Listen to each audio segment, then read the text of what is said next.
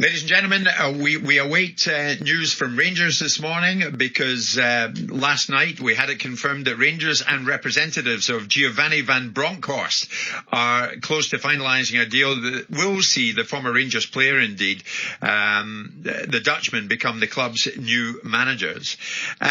It seems that he is going to come right through the lot, Simon. Van Bronckhorst played for Rangers between 1998 and 2001. He won 5 trophies then, and then carried on at Feyenoord. But for the first time, and we were thinking about this morning before you came in, with Postecoglou in at Celtic, and now Van Bronckhorst reportedly almost through the door at Rangers.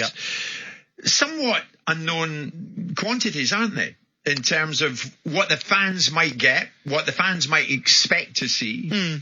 I mean, Postecoglou and Van Bronckhorst, who would have thought that? Maybe a year and a half ago, say. Backwaters, I mean, obviously, you look at Van Bronckhorst and you say that he's managed Feyenoord. And then you say that he disappeared into the backwaters of Chinese Super League. And finishes 11th with a win rate of 30%, which doesn't make particularly auspicious reading. And Postecoglou, very different. Obviously, again, I think he managed Brisbane Roar and teams of that nature that don't accept the world alight. But you hear very good things about him. And you see the way he conducts himself in front of the cameras. He seems a very robust individual.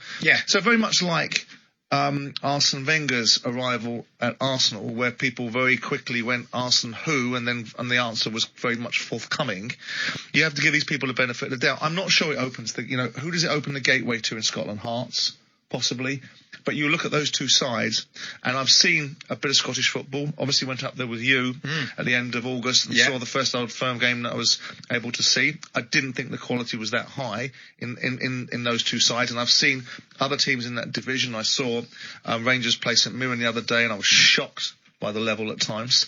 Rangers managed to get a win out of it. I still think that the two sides that will dominate Scottish football are the two sides that we're referring to. Van Bronckhorst, I don't want to say I'm underwhelmed because it would be unfair to say, obviously his record in the Eredivisie was quite substantial. He's got a 60% win record, but then again, most of the top sides in the Eredivisie have a 60% win record. So I don't know what it tells you about Rangers' ambition. Obviously, they're going to someone that they know as a player. I would always maintain that the difference between a player and a manager is quite significant. You take some of the traits as a player. If you've got character and backbone and you stand up for what you believe in and you've got strong leadership ability, that's fine. But then the translation to be a manager is you're no longer part of a gang. You're an individual. You're on your own. You're leading people and you're having to bring them with you, and you're having to make unpopular decisions with people that they possibly don't like, and you're having to deal with a whole range of things that players themselves don't necessarily have to deal with. That's right. So I don't know what I think of this appointment. I'm not overwhelmed by it. And I wasn't overwhelmed by Postecoglou in the summer, but then you heard people like Gordon Strachan and other football voices coming out and saying, hold on a second, this guy's got the chops. And I think the biggest beneficiary of Steven Gerrard's departure from Rangers will be Celtic. Well, I think so too, Simon. You look at the others who should be capitalising at a time like this. You mentioned Hearts, Dundee United, Motherwell, Hibs, Aberdeen. At the moment they go into this weekend 7th. They're 15 points adrift from Rangers. They've won 4 and 13. They should be knocking on the door. They should be challenging, but they're not. But they're not, and they won. There is a step off, isn't there? I mean, it comes down to finances. It comes down to the size of the clubs. It comes down to the investment criteria. But you were impressed by Dave Cormack, weren't you? The owner of Aberdeen when he joined us. I'm impressed by his forthrightness and his view on certain things, and he had some very strong views about the incompetence of the people that were running the league and the value of the league and how it was being handled. You have to be impressed with people that say what they mean and mean what they say.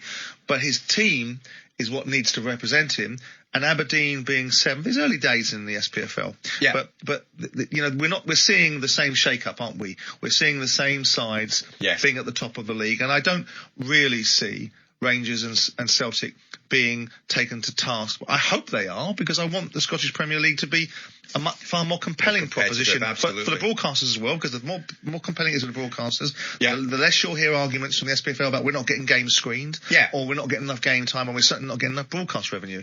Sure. Well, the others should be taking the chance, but it's highly likely that they won't. Any news we get on Van Bronckhorst being in at Rangers, we'll bring it to you first and fastest right here on TalkSport. One went on at Norwich yesterday.